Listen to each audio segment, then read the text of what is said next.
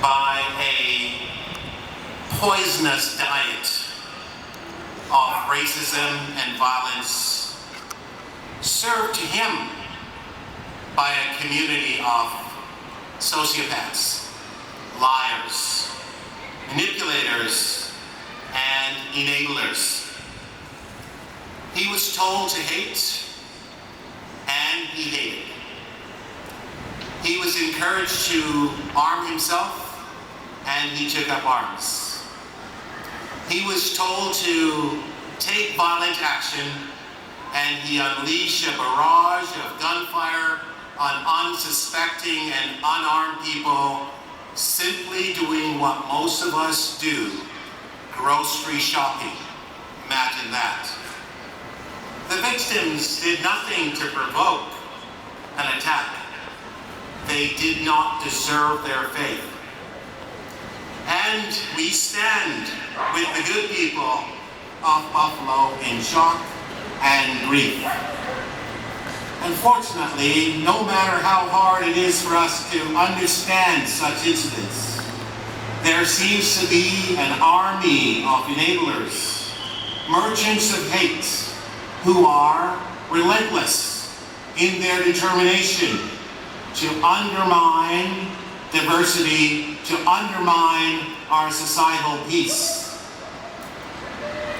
There's a reference to the young man in terms of his comments about wanting to replace. What does replace mean?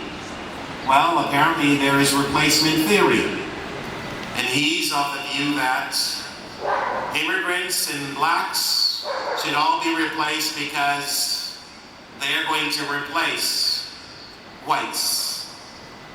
There's a lot of space in this world for everybody, and we should all be encouraged to take our place, and it should be free of hate, because the action of this young man in Buffalo has created such carnage and such harm to so many people.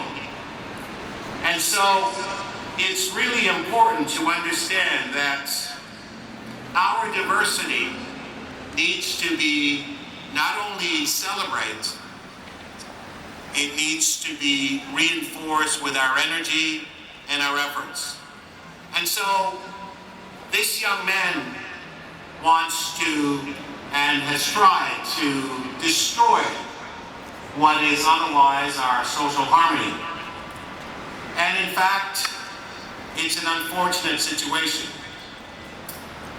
But it's really important to understand that there are flag bearers and stormtroopers who are focusing on anti-black racism.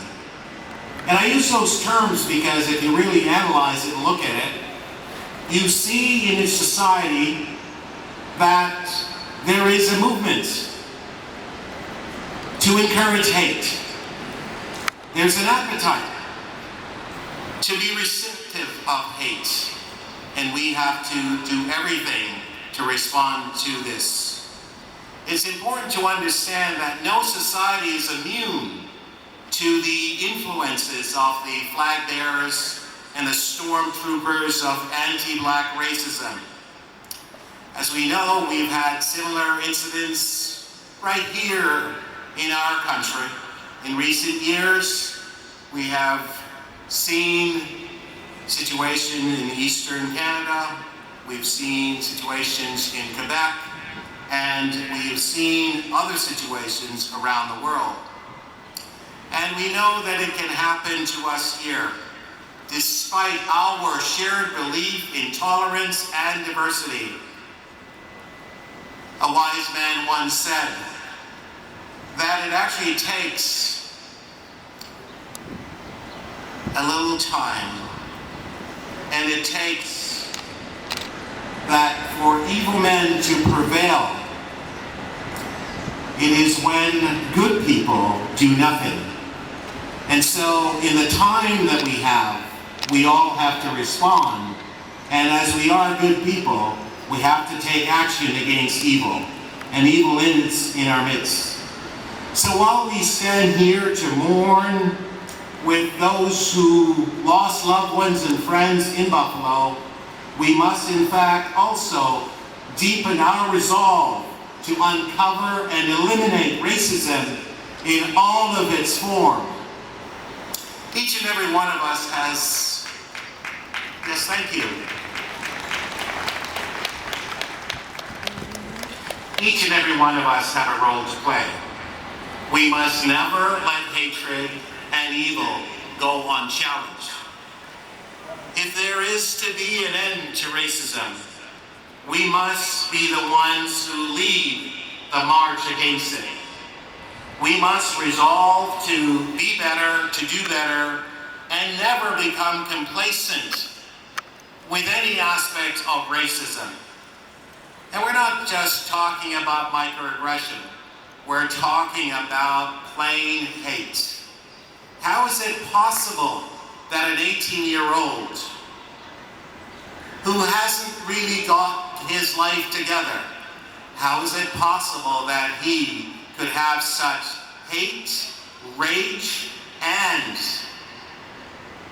the desire to commit such despicable act? We know that 13 people were shot, 10 of which were killed. We don't know fully the challenges that the 3 that are left alive will face, but it's important to understand that they will be scarred for the balance of their lives. That's not right. So it's important that no person can be free, that we understand this, unless all people are free. And as I look out in the crowd this evening, I see all people here. And so we all must work hard. Whether we are black or white, we will carry the burden of discrimination as long as racism is allowed to burn in the heart, fueled by hatred. We cannot, of course, return the victims in Buffalo to their friends and family. But maybe, by acting on our convictions, we can heal the afflicted heart. Because I know that my heart is afflicted, and I know that your hearts are also afflicted. And in fact, save other innocents' lives in the future. Because I would think, regrettably, the way the world is, this situation will happen again. And so we all have to double our efforts to respond. And so let's just remember that we have the power to change hearts and minds, and by uniting in solidarity to end the pandemic of racism, to alter the trajectory of the future. It is the least we can do for the people of Buffalo who have lost their lives. And it is, in fact, the best gift that we can give the next generation, because we have to stand up for them, and to ensure that their lives will be better. These types of incidents and hatred will not continue. Thank you very much, ladies and gentlemen. Thank you.